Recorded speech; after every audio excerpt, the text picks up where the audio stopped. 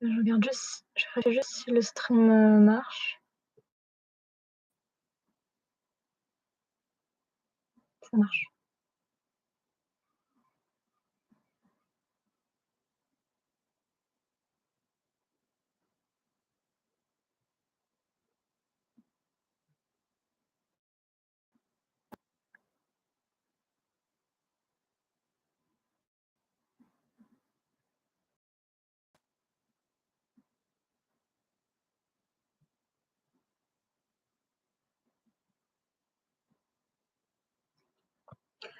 Where are we to place Darwin's Origin of Species, Prescott's History of the Conquest of Peru, and Sandberg's biography of Abraham Lincoln, not to mention philosophical treatises, mathematics textbooks, instruction manuals, recipes, legal documents, and requests to pass the salt?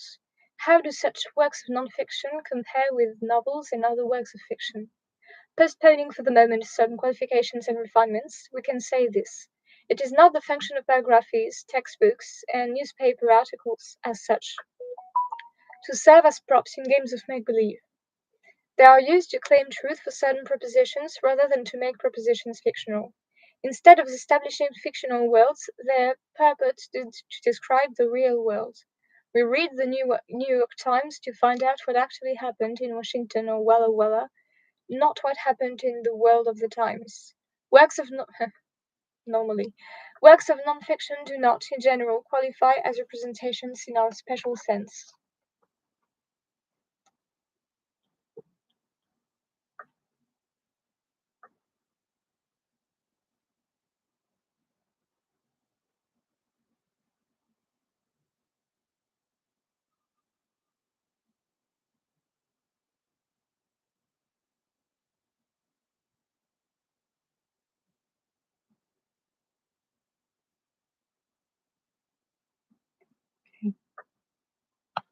Here is an objection. Darwin's Origin of Species, for example, is designed to elicit beliefs. It is arguable that believing something involves imagining it, or at least that our current believing involves imagining, and perhaps Darwin's work is designed to induce our current beliefs. So doesn't The Origin of Species prescribe imaginings and thus generate fictional truths? No. In writing his book, Darwin no doubt intended to get readers to believe certain things, but there is no understanding to the effect that readers are to believe whatever the book says just because it says it. If we are to believe the theory of evolution, it is because that theory is true, or because there is good evidence for it, not because it is expressed in The Origin of Species, although of course The Origin of Species might convince us of the theory's truth or inform us of evidence for it.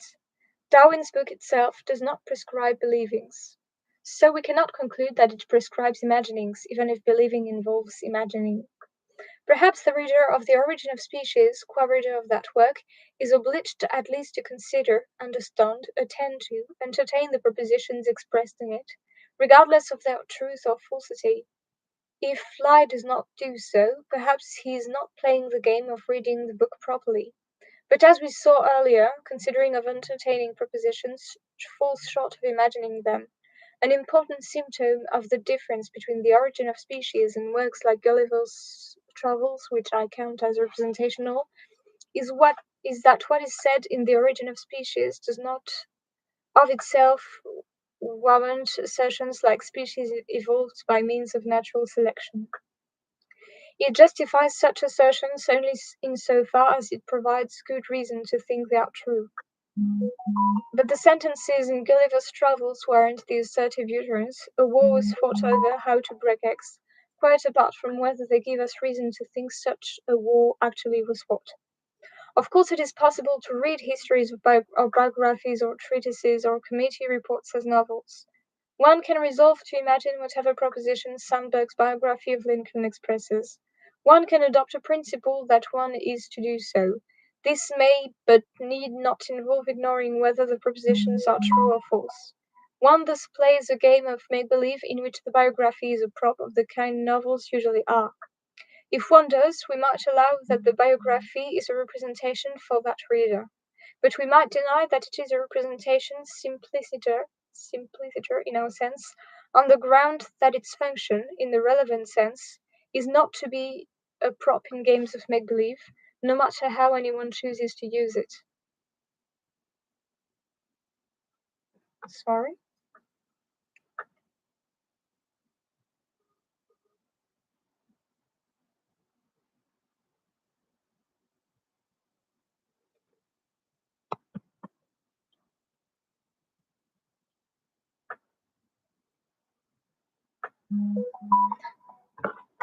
Stop it.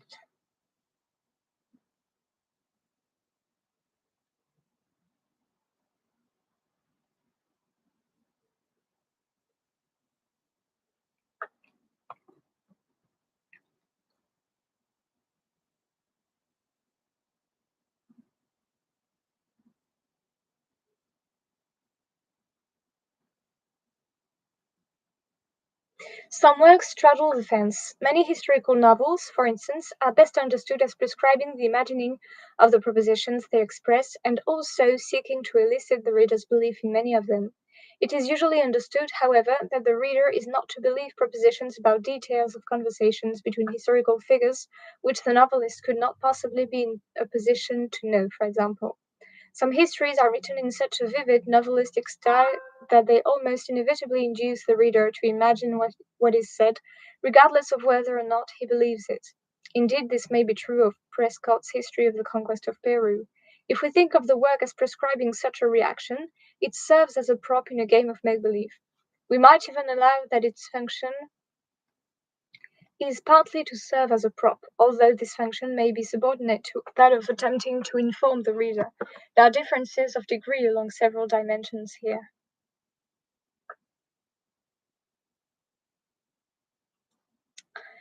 We thus find ourselves with a way of distinguishing fiction from non-fiction. Works of fiction are simply representations in our special sense, works whose function is to serve as props in games of make-believe. Except for the fact that representations need not be works, human artifacts, an important fact, as we shall see, we could use representation and work of fiction interchangeably.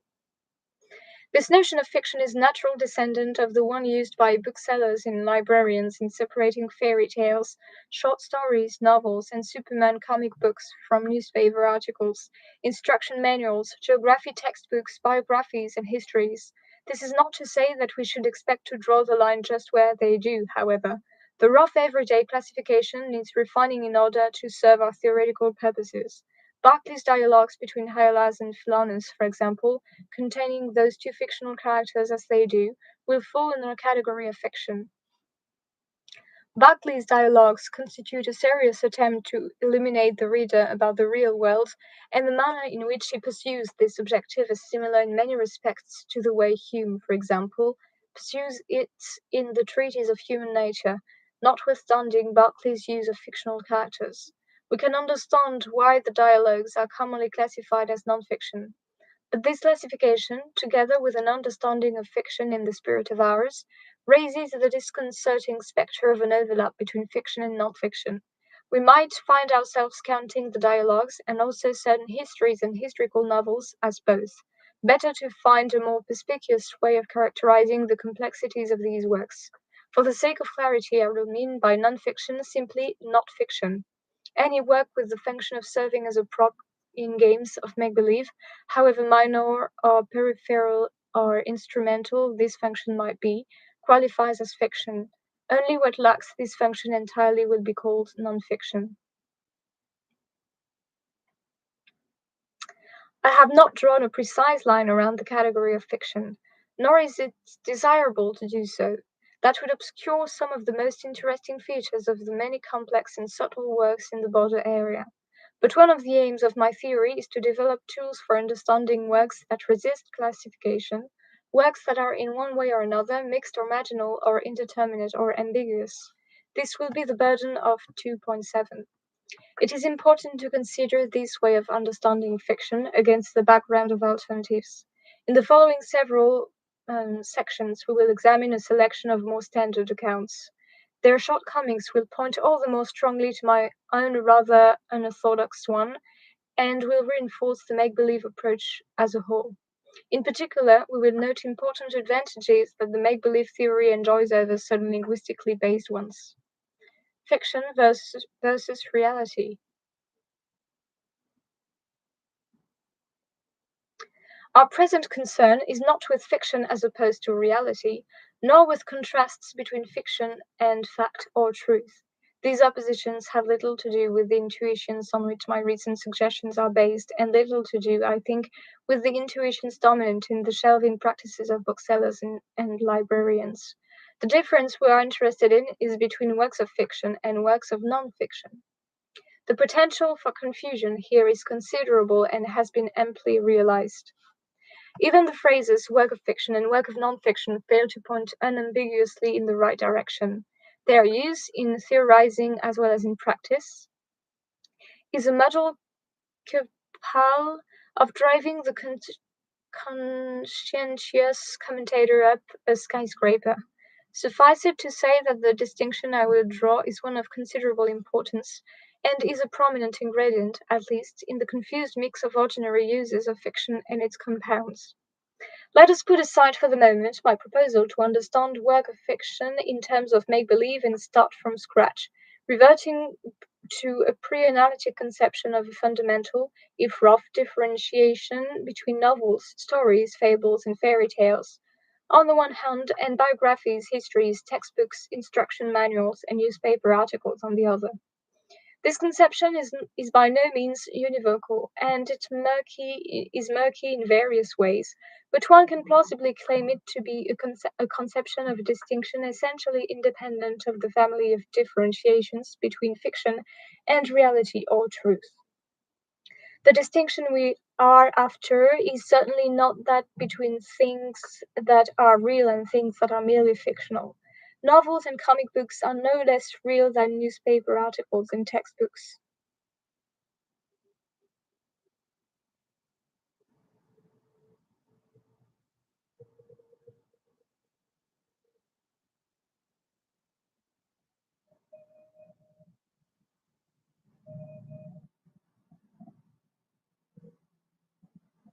Obviously, but the presumption persists that the two senses of fictional are somehow crucially connected, and that the notion of works of fiction is to be understood in terms of fictitious entities.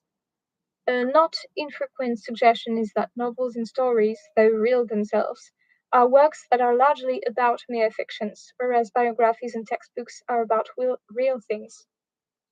Let's allow for the sake of argument that there are things that are merely fictional. When we call a piece of literature a work of fiction, we mean no more than that the characters could not be identified with any persons who have lived in the flesh, nor the incidents with any particular events that have actually taken place. H. J. Tonybee, quoted in Webster's Third New International Dictionary, see also MacDonald, Language of Fiction, Beardsley, Fiction as Representation, and Wilshire, Role Playing. This will not do. William Hazlitt's characters of Shakespeare's plays, 1817, is largely about mere fictions, yet nothing is more unambiguously a work of non-fiction. Tommaso Landolfi's incredible fantasy, Gogol's Wife, is about something real. Nikolai Vasilievich Gogol. Joyce Carol Oates' story, How I Contemplated the World from the Detroit House of Corrections, is about the Detroit House of Corrections, Detroit itself, and many of its streets, stores, suburbs, actual existence, all. Both are works of fiction nonetheless. No doubt some are, all of the characters in these stories are fictitious. But there is no reason why a work of fiction could not be exclusively about people and things, particulars that actually exist. Reality can be the subject of fantasy.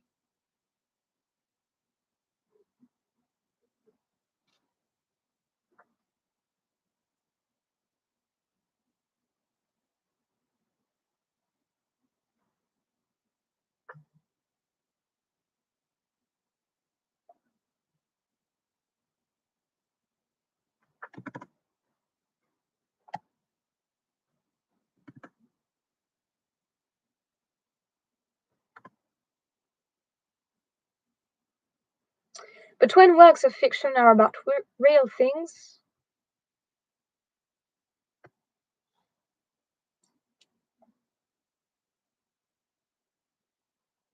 What they say about them is frequently untrue. Does the difference consist in the fact that works of nonfiction express truths, whereas works of fiction express falsehoods or untruths? No. A fantasy remains fiction even if it happens to correspond to the actual course of events. Events. A novel set in the future or on an alien planet might turn out by coincidence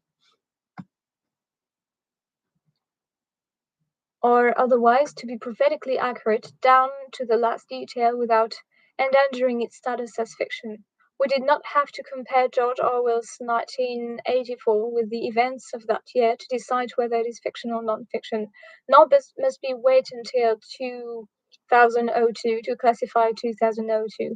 Conversely, an inaccurate history is still a history, a false one. Even a totally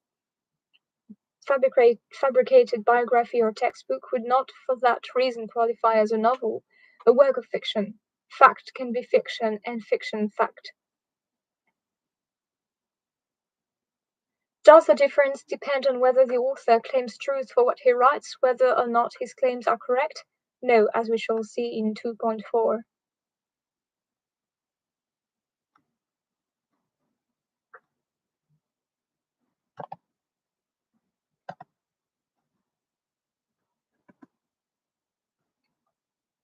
Literal falsity distinguishes fiction from true report, Goodman claims. Although he thinks that fiction must be literary as well as literary false. The novel containing a higher percentage of literally true statements approaches nonfiction. The literary history with a high percentage of false statements approaches fiction. Fiction for five fingers. The moral of this section is scarcely profound, but it is absolutely essential. Notions of works of fiction akin to ours in the library and bookstore spirit are in many discussions intertwined irresponsibly with fiction reality contrasts, with chaotic results. Understanding fiction in terms of make believe keeps these distinctions appropriately distinct. But we need to consider other more thoughtful alternatives to our way of understanding fiction than those just mentioned. Some depend less directly on contrasts between fiction and reality, some not at all. Linguistic strategies. Most attempts to separate works of fiction from works of nonfiction focus on fictional uses of language. The home of the distinction lies in literature. Partly because of this, no doubt, theories of language have played prominent roles in attempts to explain it. But herein lies a danger. Not all fiction is linguistic. Any adequate theory of fiction must accommodate pictorial fictions, for instance, as well as literary ones. A theory that will not be adequate to explain even literary fiction. If our aim is to understand novels, stories, tales, and yarns, we need to know what it is about them that makes them works of fiction, and that requires knowing what fictionality in general is, what literary works of fiction have in common with works of fiction of other kinds. Distortions arise from concentration on literary fictions um, and too exclusive and too exclusive reliance on theories of language, as we shall see. Theories of language invariably focus on standard, literal, non-fictional discourse. Typically, issues of much literary interest, such as metaphor, simile, transference of sense, irony, satire, allegory, fictionalization, and so on, are set aside at the beginning of logical and semantical studies, where the emphasis has always been on literal meaning and reportative discourse, to the cost of most of the remainder of discourse. The literary phenomena set aside are, at best, given perfunctory treatment after the important work of dealing with literal reportative discourse has been accomplished, Rotley exploring Menon's jungle. The usual procedure in developing an account of fiction is first to devise or adopt a theory of language and then to utilize its central concepts in explaining how fictional discourse deviates from normal, non-fictional uses of language. Eventually, perhaps, and as an afterthought, one attempts to stretch the account of literary fiction to cover fiction in other media. A central assumption underlying this procedure, that fiction is to be understood in terms of and as derivative from nonfiction, is fundamentally mistaken.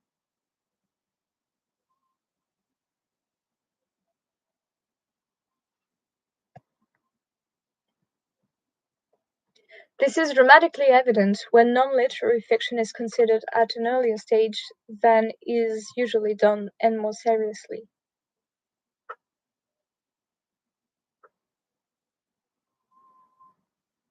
Theories of language of some kinds have been more prominent than others in discussions of fiction.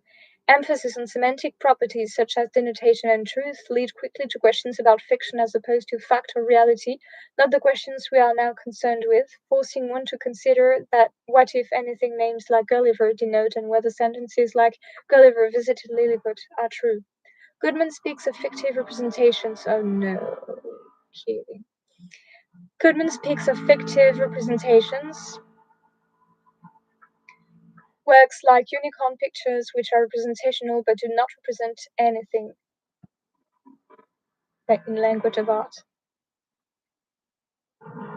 But there is little connection between fictive representation as he understands it and the notion of fiction we are interested in now. I think it is fair to say that Goodman's theory simply does not countenance a distinction corresponding even vaguely to ours. This neglect may be deliberate on Goodman's part. It is ill advised nonetheless. Sorry about that. Fiction and non-fiction differ more on pragmatic than on semantic grounds. So it is not surprising that speech-act theories of language have been used more often in attempts to understand the distinction than have theories like Goodman's. John Austin's notion of illocutionary actions such as asserting, questioning, and requesting, has seen wide service in this area. In the following three sections, we will examine several popular ways of accounting for this distinction within the framework of speech-act theories. My conclusions will be largely negative. Speech-act theories would prove to be remarkably unhelpful in explaining fiction. We have here an unfortunate instance of the half theory will travel syndrome, the tendency of theorists, when faced with a new problem, to dust off an old theory they know and love, one devised with other questions in mind, shove it into the breach, and pray that it will fit. I did this all the time. In this case, it does not fit, and the result is confusion rather than illumination. Lest I step on toes other than the ones I am aiming at, let me emphasize that my present concern is not with the variability of speech-act theories as theories of language, nor do I deny that they can be used fruitfully to illuminate important features of literary and other fictions.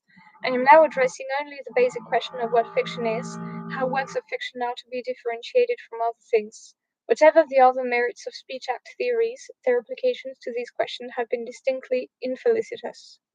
Speech-act theories have been applied to the question of the nature of fiction in various ways, but most applications share an emphasis on the action of fiction making. Fiction, it is thought, is to be understood in terms of the actions whereby works of fiction are produced. This is not surprising, since speech-act theories propose to understand language in terms of actions performed by language users. But it is exactly backwards. The basic notion is that of works of fiction, or rather that of things, whether human artifacts or not, with fiction as works of fiction not the notion of acts of fiction making. Fiction and assertion. Whether a literary work is fiction or non-fiction does not necessarily show in its words. The very same sequence of words, the same sentences, might constitute either a biography or a novel. Sometimes there are hints in the words, the phrase once upon a time. Certain grammatical constructions occur frequently in fiction, but rarely or never in non-fiction. See Banfield, narrative style, and unspeakable sentences. Nor does the essential difference lie in the relation of the words to the world. We have already seen that it is not a matter of being about real or fictitious entities, and that it does not consist in the truth values of the work's sentences, in whether or not they correspond to the facts. Perhaps what is crucial is not whether what the author writes is true, but whether he claims truth for it, whether he asserts the sentences, the declarative ones anyway, he inscribes. This, with some qualifications, is Birdsey's proposal, aesthetic see also Oman's speech act. It will not be necessary for us to decide on an account of assertion. One might understand it along the lines of Rice's notion of a person's meaning something by a utterance, That is to say, in terms of an intention to produce in hearers a certain effect by means of the recognition of that intention, rice meaning. Or one might adopt an analysis such as thrills in speech acts, in which the idea of the speaker's taking responsibility for the satisfaction of certain conditions plays an important role. The choice between these and other reasonable ways of understanding it will not affect what I say here and in what follows. Are literary works of fiction to be understood as texts that are unasserted and that are not vehicles of other ordinary illocutionary actions? This proposal has the advantage of putting some distance between the notion of works of fiction and that of fiction as contrasted to reality, fact, and truth. It is obviously much too crude, as stated, but its difficulties are deeper than might first appear. It is true that in writing fiction an author typically does not perform the illocutionary acts that a person using the same words in a non-fiction setting is likely to be performing.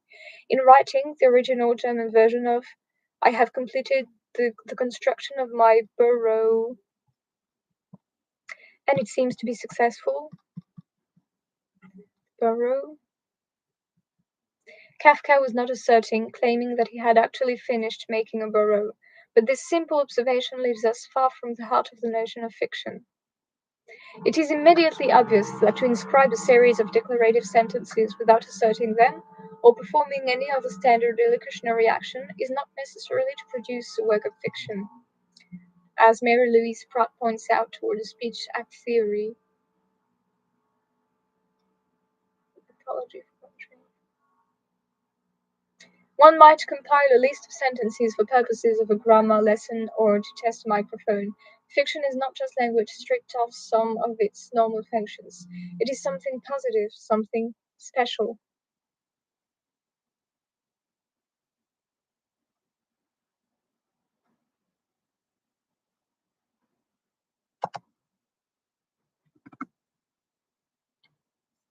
In the absence of normal illocutionary force, at least a necessary condition of a work's being fiction, is the absence of normal illocutionary force at least a necessary condition of a work's being fiction? Writing fiction has often been said to be somehow incompatible with writing assertively, but it certainly is not. Assertions can be made in any number of ways. By producing a declarative sentence while delivering a lecture, by raising a flag, by honking a horn, by wearing a rose, by extending one's arm through a car window. There is no reason why, in appropriate circumstances, one should not be able to make an assertion by writing fiction. Indeed, there is a long tradition of doing just that. There is what we call didactic fiction, fiction used for instruction, advertising, propaganda, and so on. There is the not uncommon practice, even in ordinary conversation, of making a point by telling a story, of speaking in parables. Perhaps writing fiction is more often a means of performing other illocutionary actions, suggesting, asking, raising an issue, reminding, encouraging to act, than a means of making assertions. This point would hardly require mention were it not so often denied. Sir Philip Sidney's observation, now for the poet, he nothing affirms and therefore never lies, which, when seen out of context anyway, can be construed as such denial, is echoed and endorsed with great regularity in contemporary discussions of fiction. I assert nothing when I make up a story as fiction, non fiction. See also Bartsley aesthetic, Gale fictive use of language, Oman speech acts, Plottinger nature of necessity, Wagen creators of fiction. Practically all writers on the topic agree that in such cases authors of fiction do not assert or report or describe what they write. Parsons' Review of Woods. Some of these writers may mean to be making weaker claims than those they seem committed to. But what fiction writers assert when they make assertions is usually not what their sentences explicitly express, nor what they would be, sorry,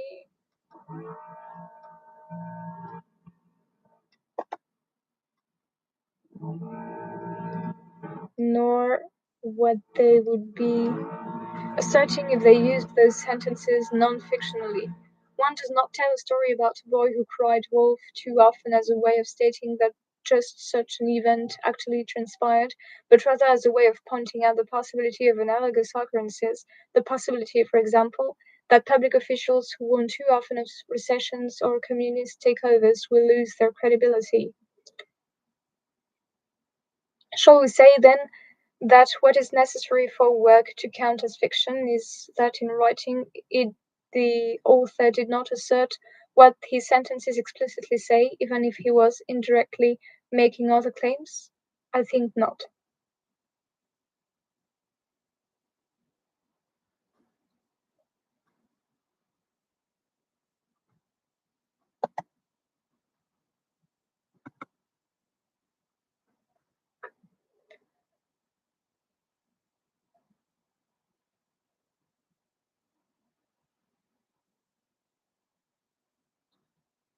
Historical novels are, or at least can be, exceptions. It is expected that the author of a historical novel will make up many details, of course, especially ones no historian could hope to discover, such as the precise words of private, unbooked conversations. But the author may well be held responsible for the accuracy of his portrayal of the general outline of events. Part of his purpose may be to inform readers about historical events, to get across facts that are explicitly expressed by some of the sentences he writes. If he does have this purpose, and even perhaps if he does not, it is highly likely that, on any reasonable account of assertion, he inscribes the relevant sentences assertively. There is no sharp division between those sentences of a historical novel that are asserted and those that are not. The limits of the novelist's license to reconstruct history are not well defined. It will not do to regard asserted sentences in the historical novels as, in general, interruptions in the fiction, interpolations of non-fiction woven into an otherwise fictional fabric. Tolstoy does not stop work on his fiction when he writes that Napoleon invaded Russia, even if in writing this he was claiming that Napoleon actually did invade Russia. He constructed a fictional world in which Napoleon not only lured various conversations, the details of which Tolstoy invented, but in which Napoleon also invaded Russia. It was by means of making it fictional in my terms that Napoleon invaded Russia that Tolstoy asserted that this event actually did occur. Could an author be claiming truth for every sentence he writes and still be writing fiction? I see no reason why not. Why there couldn't be a genre of historical novel in which authors are allowed no liberties with the facts, and in which they are understood to be asserting as fact whatever they write. Fish points out something like this possibility, how to do things. We might attribute the words of a novel in such a genre to a fictional narrator, a dramatic speaker, and at the same time regard the narrator as speaking for the author, in something like the way Philonous in Berkeley's dialogue speaks for Berkeley, or Sartre's characters sometimes speak for him. Readers can, if they choose, ignore the fact that the author is making claims about the real world and concern themselves only with the narrator and what happens in the fictional world. It is arguable that what has been called in the new journalism, which combines conscientious efforts to get the facts right with the deliberate utilization of novelistic techniques, approaches such a genre. Norman Mailer describes the executioner's song as a true life story written as if it were a novel, an afterword in executioner's song.